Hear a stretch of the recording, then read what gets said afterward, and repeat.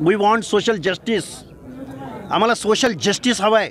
आज पुणे पिंपरी चिंचवड महानगरपालिका किंवा आमची छत्रपती संभाजीनगरची महानगरपालिका आज मूळ ओबीसी जो सामाजिक न्यायाच्या प्रतीक्षेत आहे हद्दपार झाला आहे. त्यामुळं तुम्ही ओबीसी आमचा DNA म्हणायचं मुख्यमंत्र्यांनी एका बाजूला आणि दुसऱ्या बाजूला मात्र ओबीसीचं सर्व हक्काधिकार संपवायचे. हा एक कुटील डाव आहे.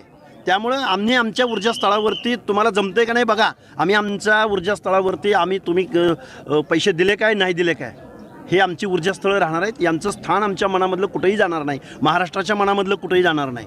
पण आम्हाला जे हवं आहे, जे शोषित वंचित पीडिताला हवं आहे, महाराष्ट्र कोणतं आहे आणि तुम्ही नक्की काय करताय या गोष्टीची उत्तरं पण आम्हाला महाराष्ट्रातल्या जनतेला दिली पाहिजेत. तुम्हाला आनंद आहे का कोट्यवधी रुपयाचा निधी इथं दिलाय? नाही, कोट्यावधीचा निधी आला पाहिजे. त्यामध्ये आमच्यावर काही उपकार करत नाही ती लोक. टोटल महाराष्ट्राच्या बजेटपैकी या सामाजिक न्याय हक्काच्या योजनांसाठी तुम्ही पैसे दिलेतच किती? मुळात महाज्योतीला पैसे मिळतच नाहीत. ज्या महात्मा ज्योतिराव फुलेंच्या नावाने जी महाज्योती विद्यार्थ्यांसाठी संशोधनासाठी निर्माण झाली तिला 200-250 कोटी रुपये सुद्धा या महाराष्ट्राचे आत्ता इथं उपमुख्यमंत्री येणार आहेत अजितदादा पवार. तुम्ही पहिल्यांदा महाज्योतीला निधी दिला का? सारथीच्या तुलनेत महाज्योतीचा क्वांटम किती? तुम्हाला कुठला नैतिक अधिकार आहे इथं या आज ऊर्जास्थळावर येण्याचा? या प्रश्नाची उत्तर द्यावीत. कारण तुम्ही यू आर केअरटेकर.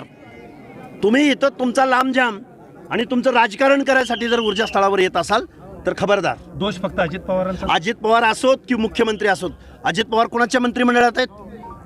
1% पुढं ओबीसी विजयंतीच्या सामाजिक न्याय हक्काच्या योजनांना पैसे मिळत नाहीत.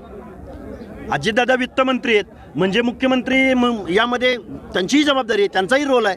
बाय डिफॉल्ट मुख्यमंत्र्यांना सुद्धा आम्हाला दोष द्यावा लागेल.